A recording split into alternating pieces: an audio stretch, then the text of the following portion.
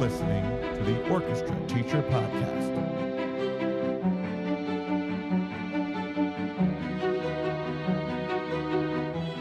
Welcome to the Orchestra Teacher Podcast. This is Dr. Charles Laux, and I am really excited to be here streaming live on YouTube tonight. We have an awesome guest, someone who I've heard all these great things about and then finally met not too long ago, actually. And now we are on a committee together. Well, I'm actually on her committee for ASTA, and wanted to introduce our wonderful guest, Dr. Rachel Dirks. She is at Kansas State University, and she'll be joining us right here. So, Dr. Dirks, there she is. Thank you so much for being here and on our Hey. Orchestra Teacher Podcast tonight. Oh, so happy to be here. Thank you for asking me. Yeah, I'm absolutely. excited. Absolutely. Absolutely. It's an honor and a pleasure. All the wonderful things that you do, you pretty much do everything string related at your university. So I'm so interested to hear about like everything that you're doing there, the pedagogy and your orchestra conducting and your research. And it's probably a lot of hats that you wear.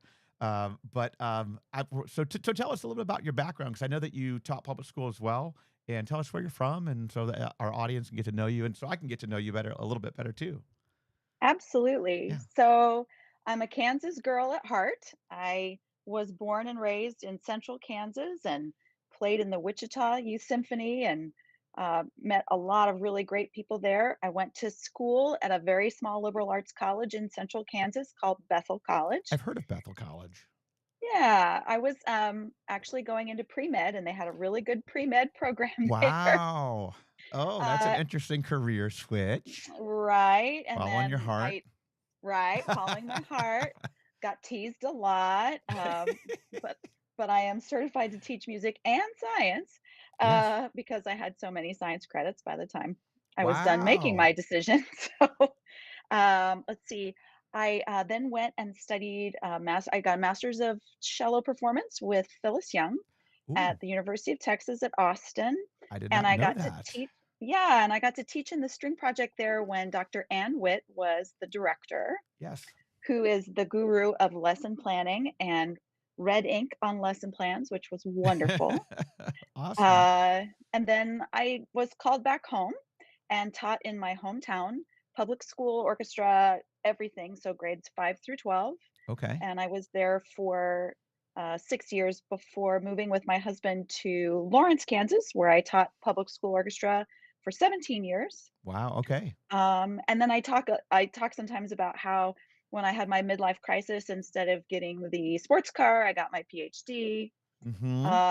And then things Guilty. just kind of right, things just kind of happened, and the job came open at Kansas State University, and threw my hat in the ring, and here we are. There you are. So when you were in And Lawrence, what was your teaching situation? Was it high school or everything? sure. So when I started, it was everything. Okay. I taught middle level, high school, and elementary, and then as the program grew, I finished my career just at the high school with over 200 kids in the program, and Great. uh, which was a lot of fun. Mm-hmm. Awesome. Yeah, And so now you're, how long have you been at Kansas State? this is year 6. Okay. Okay. So not too long, but you're there. Hmm. And then, so tell us about all that you're doing. And obviously, this is a great plug for you and, Sure. to tell all the teachers about, getting their students to come. Or if you have, I thought I saw something about an advertisement that you have a TA position open next year. Yeah. So, Yes, we do. ladies and That's gentlemen out there, if you're looking to go get your degree, there's the person right there. Oh, fantastic. Yeah. Thank you. Yeah. Yeah, no, I conduct the symphony orchestra at Kansas State University. I also teach all string education coursework at K-State, and a lot of those classes I have added since I arrived. So of course I made my life busier, but Of course. That's we feel we always do that, but don't we we? have to. Oh God. Boy, we should do this. I should do this. I should do this. I should add more. No, but it's been a lot of fun. I also teach applied cello there. Oh, So okay. I get to Holy wear cow. yeah, I How are get there to wear enough all of the hours in hats, the day? sometimes. Yeah, Uh, yeah, okay. but it's so much fun, and I feel fulfilled Mhm. every day, which is really great. The K-State Orchestra is a full symphonic orchestra. We have 85 musicians in the ensemble. Wonderful. They are currently working on a Halloween concert That's cool. with Dukas and Sasson. We're going to do a little Ruslan Ludmilla too, because that's a fun story about a wizard and Oh, how yeah. Ludmilla actually saves herself, and Ruslan's kind of a mess, and it's great. Uh, That's really cool. That's really cool. It sounds like a great concert, and yeah, no, it'll be fun. But we have a graduate teaching assistant who works with the orchestra, and also if someone's interested in string education, he is currently the gentleman who's currently serving as our graduate teaching assistant, Russell Clark, is getting a master's in music education. So he's assisting as conductor for the symphony, but he's also teaching some of the string education classes. So he's getting a lot of really cool yeah, experiences. yeah, and that's like a full assistantship, like Full tuition assistantship, waiver, the whole works. tuition waiver, and a nice stipend. It's a good deal. Wow. So, ladies and gentlemen, yeah, apply if you're interested. That's great, and you got a great plug now. Absolutely. Fantastic. Thank you. Yeah, fantastic. So, and then you also have you done some research there at the university too? Have you had some research studies that you've been putting together? Yeah, so I have been really fortunate uh, to have the opportunity to work with Dr. Tanya Smith from Boston University. Mhm. So I'm going to backpedal just a little bit, if that's okay. Absolutely. So when I was teaching high school, starting in about 2010, I noticed a pretty big shift in the kind of emotional health of my students. Mm. And by 2016, when my own children were entering the school, so I have 20 somethings now, but at the time they were teens. Sure. A lot of their friends were going through struggles. Like we were having a lot of conversations about mental health. Mhm. So when I started my PhD, I decided to actually dig into mental health and music education and what's going on in the music Yeah. classroom. Like Yeah. I was asking questions like, am I the only person who's seeing this? Like, or is this a bigger Yeah. problem? So I started that research in 2017. And then I'll never forget driving in my car in 2019 and hearing this really huge study done by Gene Twenge out in California that revealed this huge generational cohort of adolescents whose anxiety and depression levels have just spiked through the roof, Mhm. basically because of technology and access to social media 24/7, cyberbullying, Yeah. social pressures. I mean, There's all the things. all these factors. Yeah. Yeah. Yeah. So I was working on that, and that was my dissertation topic, Great. right? So then COVID hits, Yeah. right, And there right you as I'm go. right, and I wrapped Yeah. up like I defended on Zoom in April of 2020, Wow. and then proceeded to spend an entire year with school districts and teachers all over the country Yeah. talking about mental health, and here are some strategies for helping your students. Here's what we're seeing in other locations. Mhm. Just yeah. So Yeah. then that same spring, I had the chance to meet Tanya at the ASTA convention right before we all got sent home for COVID. That was in So Orlando. right? So Yes. she and I connected at that conference on the very last day, and we discovered kindred spirits in one another. And so we started a research study for through ASTA Awesome. in the fall. And that's just been recently published in Oh, the great. String Research Journal, Oh, which is okay. great. I'm gonna check that Yeah. out. Yeah. Her partner, Karen Hendricks, who just published the Oxford Handbook of Care That's in Music right. Education. There's I some have a really great chapter authors in that book. Yeah, I I have a know. chapter in that book, and it's Yeah. my dissertation research. Yeah. So, yeah, Wonderful. Okay. So we have to check that out too. Wow. yeah, it's This is great. exciting. Yeah. You know, it's so awesome that we have this research and these resources now because when I was growing up, when we were growing up, I guess I should say probably we're probably Mhm. pretty close. In the 80s, Yeah. like we went through a lot, and I mean, I went through a lot with I'm not. My story is my mother took her life, and so and I share that story. I'm Mhm. happy to share that story because I wouldn't be who I am if that didn't happen. But what I'm trying to say is that that stuff was not talked about After that Yeah. happened in my life, my counselors didn't know, teachers didn't know. It was just it's a hush hush. It was a hush hush thing, Yeah. and it was hard for almost 30 years. I struggled, you know, Mhm. and and finally in 2015 is when I saw a counselor for the very first time, and this happened in 1986. Oh So my gosh, so like Charles. those are the things that all of this now it's that just happening is so like I'm so thankful for everyone today because we have this and that's what makes me Mhm. I do fundraising for the American Foundation for Suicide Prevention AFSP. And I'm Mhm. a trusted adult for Sources of Strength at my school, and so it's a big part of my teaching. And my students at my school know that if they need to talk, they can talk to me, and a lot of them do, and I enjoy being able to be there for them, and Mhm. or just giving them ideas and resources and tips and strategies and just letting them know that you can get through this. So having all Mhm. these resources is great, and it's really cool that all this research is being done, and I can't Mhm. wait to read more of your stuff. So very cool, Oh, well, very cool, thanks. very cool. Thanks. Absolutely, absolutely. Um, so this is really cool. And so you're the chair of the ASTA Wellness Committee, and as a board member now, I'm a liaison in that, and so I got to witness Mhm. our meeting just 2 days ago. Amazing people on that committee that we're going to be just saying some really, I mean, just legends in our Yeah. profession that are on that committee. So it's exciting work. Absolutely, and it's exciting to hear all of their incredible ideas of how they want to share their expertise with Yes. the Yeah. string teachers, I mean, the string teaching profession. I just think it's a beautiful thing, and I hope we can make all of Yeah. their dreams and goals a reality. It's exciting. Yeah, so we're going to be trying to put out social media things and Mhm. webinars and resources and everything for our string teachers out there through ASTA, which is going to be great. So I can't wait Mhm. to see what our committee does. Very cool. Absolutely, Very cool. absolutely. What are some of the other big things that you're seeing in music education today?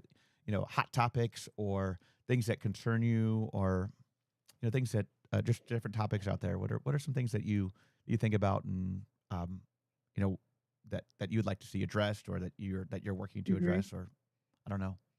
Sure. Yeah. So, I grew up. I'm gonna do another Great. backpedal just so Hmm. that there's some kind of point of reference. So I grew up in the Mennonite church, and I grew up in a part of the Mennonite church that social justice and peaceful activism and things like this were a part of my childhood. Hmm. And so as I kind of think about that, how I want to teach and how I want to interact with people, those those experiences and desires to continue uh you know raising awareness for different issues Hmm. still brew in the back of my mind all the Yeah. time. So I'm constantly thinking about, right now I'm thinking a lot about the intersection of physical wellness and mental wellness and how we can help our students, because each one of us is so individual in terms of not just who we are on the inside, but also who we are on the outside, Absolutely. and how can we better serve our students, because there are so many people who say there's only one way to hold a bow, or there's only one way to hold a cello, or Hmm. things like that. And I love having conversations with people who have so many different ways of thinking about Right. playing strings. Yeah, and the more strategies we have, the more ideas we have, the better teachers we can be Mhm. because we can reach students and the way that they learn, and customizing is Mhm. difficult when you have a giant class, but presenting it this way, this way, this way, this way. Oh, now everybody gets it. You get it this way, you get it this way, but you got it. And that's what makes me the Absolutely. happiest. Me Yeah, too. Me yeah. too. I want you to know, just recently I have a kind of a junior class of string ed majors who studied your website Oh, wow. along with a couple of others, Hmm. so that they could kind of catalog where they could find all these Hmm. resources and videos and things like that. And they had so much fun Oh, good. kind Yeah, of that's a cool going, project. yeah, Yeah, they it's like went a down the like an rabbit old hole. old school web quest. Remember? I don't That's know. You remember web right. quest? But I like that. yeah, very I'm gonna cool. title it that way, the Web Yeah, Quest. yeah, That's good. yeah. And then so I guess this is really really cool just to hear all these great things that you're doing and your ideas. Um, how is it having to serve not only as the pedagogue but also as the performer, as the conductor? I mean, tell us a little bit more about that. I mean, we all do that at school, but Mhm, you're on a very high level with your students and doing like real major music along mhm. with the pedagogy part. Like, tell us how I guess your experiences with that, and I don't know if you want to elaborate at all, and just Sure, and no, just I'd be being happy yeah, to. I'd be happy to, and I will say that spending 23 years in a public school orchestra setting, and I had the opportunity to make some really high level music with my high school students. I great, feel really fortunate yeah, for that. Um, but there's such an intersection of pedagogy and music teaching and performance that if I try, since I understand all those things and I wear all those hats anyway, I try to actually accentuate that mm-hmm, in my rehearsals with my students, yes, in my classes with my students, because especially in our school, the majority of our music majors are music education majors. yeah, So I they need that, actually, yeah, no, yeah, I'm they actually talking about this is why I'm doing it this way because yeah. if I were in front of, high school students, this would help, or I'm trying to teach them Mhm. while I'm teaching them. Yeah. If that Well, makes and I sense. think, there's that divide of, "Oh, I'm a professional conductor, and I'm a teacher," Mhm. and, I think most of us has maybe have experienced a rehearsal setting where, we have the professional conductor who maybe isn't the teacher and isn't as effective because of that, because, Mhm. they know what they want, musically, but they're not able to maybe harness it as easily or as quickly because they just don't have those tools that Right. the educator would have. So I think in a lot of ways, the educator conductor, if you want to call him that, I don't know what you want to call him, maybe has the advantage. I don't know. Mhm. Yeah, For sure. yeah, I think it depends. I think it depends on the ensemble that you're in front of, right? So right. if I was conducting at a conservatory, it might be different, but I'm conducting at a university where the majority of my musicians are going to be future teachers. These are skills that I want them to take with them, not just because they made their own connections in their minds. I want to make sure that I'm drawing the thread for them so that they can see Mhm. and put those tools in their own tool belts and use them in the future. So Yeah, that's awesome. That's awesome. How many of your students are undergraduate compared to graduate students?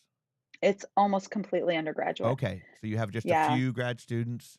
Yeah, yeah. yeah. I think I have 5 grad Okay, students this okay, year. So yeah, it's yeah. primarily And do they undergrad. participate? They're in the orchestra along with the undergraduate, so they're probably Yep. most of the leaders. Yeah, yeah. Mhm. That's kind of how it was when I was an undergraduate too. Okay. You have just those leaders, but for me, it was always someone to look up to, and to have that. And I know that Yes. when I was at Kennesaw, we only had undergraduates, and there were some really fine musicians, but maybe not as many with the age difference and that experience difference where you're the undergraduate Mhm. going, "Wow, that's like I want to be them." Yeah. So yeah, Absolutely. yeah, very cool. Absolutely. Yeah, and then uh, tell us a little bit about. I know one of your goals is that you like to create community through music. Tell us some of the Mhm. ways that you do that at your university, or that you did what you did when you were teaching public school as well. Some ways that you Yeah. create a community, because I think for a lot of us, that's for a lot of my students, I know that's a huge part of why they're in the program. So I Mhm. try to make that a focus as well. We're doing some mentoring. We're doing some like Chick-fil-A breakfast social on Tuesday, like those kind of things. Tell us about some of the things that you did to I build love community. that. Oh, it's so great because there's always extra biscuits for the for later, and yeah, Okay, that kind of extra thing. biscuits for later. I love it. I love it. Um, so for me, community and connection, those are my core values.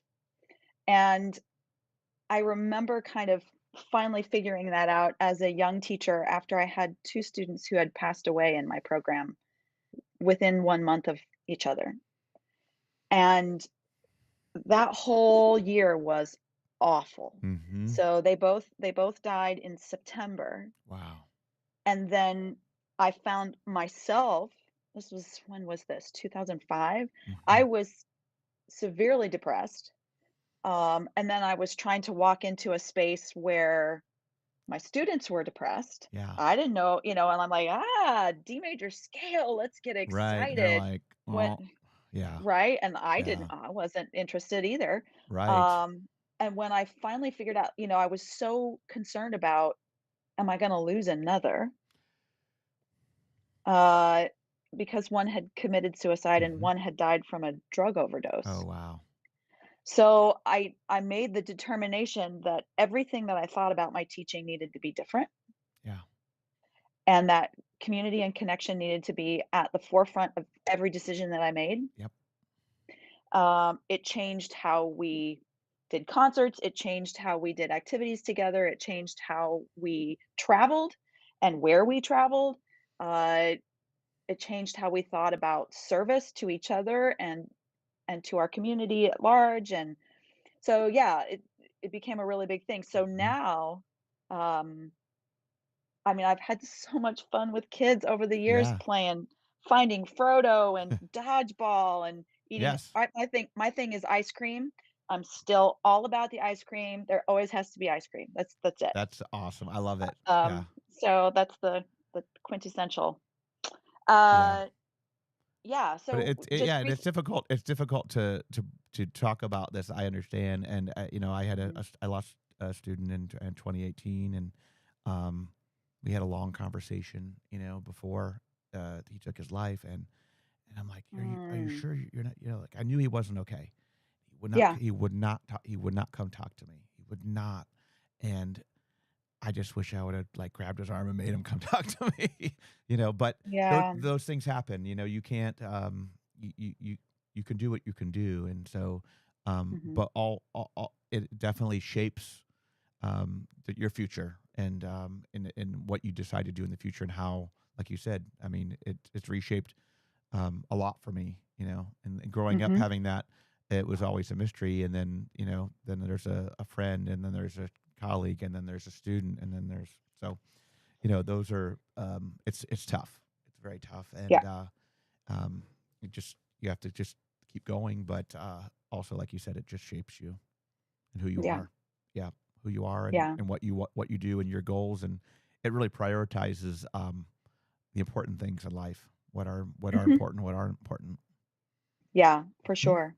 mhm. So even just this last Sunday, we had a rehearsal because there was a concert on Monday night that the students needed to attend, and that's our normal rehearsal day Mhm. is Monday Okay. night. So we had something called Social Sunday, where we had a big potluck and all 85 of the kids were in the courtyard, and oh my goodness, they had so much fun. And then we have a leadership team for the orchestra that kind of coordinates a lot Sure. of the activities that we do, as well as marketing and recruiting and things like that. And uh, they created a trivia Jeopardy game that was just hilarious. I I bet.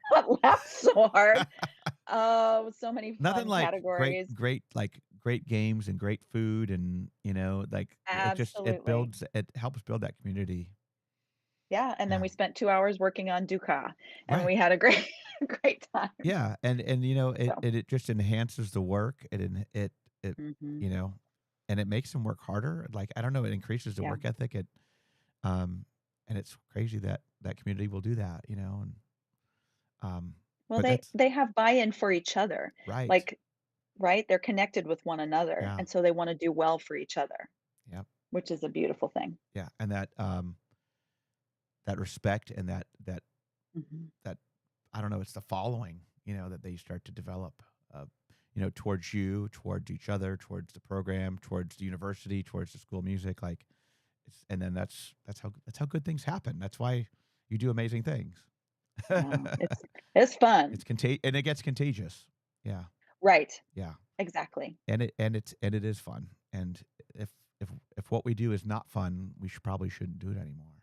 And it's always work. I mean, there's work, Well, but at the sure. same time, but, I have to run my classroom, and I have to try to be. I have to always want to be energetic, and I always want to be the one that like how are you so energetic all the time? It's not always coffee. It's you know. Nope. Sometimes just love of the moment. That's right. It's good. That's right. That's right. Well, this is amazing. Just learning, about all these things and chatting with you about this. And I don't know if there's anything else you want to share, but this has just been a really cool conversation to hear about what you do. I will put if it's okay, your email in the podcast description on the YouTube Mhm. channel description. So if people want to contact you to ask you questions or um, just be able to reach out to you for. I know you do a lot of guest conducting and you do Mhm. workshops and presentations and all those things too. So I'm sure that you're really busy with that already, but I think it would be great for people just to be able to contact you and have you out. I Yeah, I would love that. I love meeting new people and yeah, making new friends. It's such a joy and an honor. yeah, I do want to say one other thing sure. for our orchestra teachers. We have a summer master's program, which I have absolutely Mm, fallen in love with, I should say. We have a cohort of string educators that part of it's online, but then for 1 week every summer they come together and they study together. And we've started renting an Airbnb called the Orchestra. We call it the Orchestra House, where they all just spend time together. And it reminds me a lot of the music camps of our, right of our day. when we Oh of gosh, our day, I'll never and forget. they have so much fun. In fact, the most recent graduates went and got tattoos with little orchestra house tattoo. It's not a So requirement for the degree, folks, no, but no, no, no, no. but that is so cool. But that just shows again, like the way that you build community and the way that you build, like for master's students to go out and do that, like that's pretty awesome. It's really Yeah, awesome. Yeah, they're beautiful people, young teachers and seasoned teachers who've been in the business for a long time who are looking to just kind of expand. So if you want to spend some time in the Midwest, just let me know. yeah. Well, the Midwest in the summer is nice.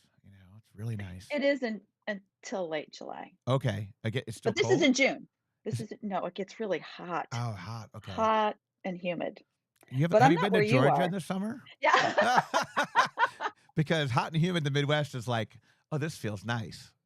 Okay, okay, that's fair. That's Hot and fair. humid in Georgia is, whew, it's a steam I bet. house, but it's nice. But right now it's absolutely perfect out. October is my favorite month in Georgia. It really is so Yeah. nice. Yeah. So Has the foliage started to change already? some leaves are falling. We'll be there Mhm. very soon. Yeah, be there very Yeah. soon. So it happens a little earlier. Well, is it happen? It happens earlier for us, right? Has it changed for you already? Or There's a little a bit. little I'm bit? looking. Okay. There's a just a hint. We don't go outside very much. Oh. We're right, especially this time of year. Yeah, I was judging honor orchestra auditions. We did them on Flipped, so I was doing the videos, Mm. and yeah, the meetings, and we had a concert a few weeks ago. So there's a lot, and then we're getting ready for another thing Wow. at the university. We're playing an invitational at Kennesaw State. Frank Diaz is Mhm. coming down to Oh, do our clinics. good. Yeah, so I cannot wait for my students to meet Frank and yeah, and then winter concert preparations and my boosters are all talking about the trip and like all these things that we got to do. So it's like never ending, but it's awesome. It's awesome. That's But awesome. I I yeah, go ahead. Can I say one thing? Absolutely. Okay, so last spring, was it last spring? I can't even remember. Uh-huh. No, it was a year ago. I got to conduct the one of the Georgia All-State ensembles. So Oh, I that's conducted right. the 11-12 state orchestra and when the string orchestra. And when we were done, I was like, I'm going to treat myself to ice cream because ice cream. Ice cream is ice And cream. I'm Yes. and I'm walking down the street and I see this thing that looks like an ice cream cone, this sign. And so I walk in. It's not ice cream. It's cookie dough. Oh, Like, what's the deal? yeah. Because that's There's not a thing here. no, it shouldn't be a thing. Ice cream is great. Like I don't know. So there's these gourmet cookie dough places, um, and every couple Fridays a month, my son they walk. They're my middle school son. They walk to the local corner with all the kids go there, and there's the Chick-fil-A and there's Starbucks and there's this cookie dough place. The other day he comes in with cookie dough, and it's like, how are you eating this cookie dough? Like straight up, like, yeah, It's and like big bowls full. yeah, it's a bowl full of cookie dough. Yeah, and it's it's I guess they it's all good so that you don't like. There's some cookie dough you shouldn't eat raw, anyways. But yeah, I don't know what that's all about. I'm an ice cream fan too. That's my weakness for sure. Yeah, yeah. So we have that in common. Okay, good. But it's a good Well, weakness to have. So next next time, time we're at ASTA, yes, we're getting ice cream. ice cream. And anybody, you can join us if you want. Talk about wellness while we're eating ice cream, I guess. But Perfect. yeah, mental wellness. It's a mental thing. So, Mhm. Rachel, I appreciate you coming on. I know it's been a long day for you, and I just really appreciate you willing to come on and talk to us and letting us learn about you and all the great things you're doing. So again, it's such a pleasure to have you, and I've enjoyed it very much tonight. So, Well, it's my yeah. distinct honor, and thank you so much, Charles, and thank you for everything that you do Oh, in support of string education. It's just yeah, amazing what you're doing. So thank I you. love it. I love it, and I don't know. I wouldn't want to do anything else. So this is There it. you go. Well, everybody, this is episode 64, and super excited to be able to share all this with you. Rachel, again, thank you so much, and we will see all of you next time on the Orchestra Teacher Podcast.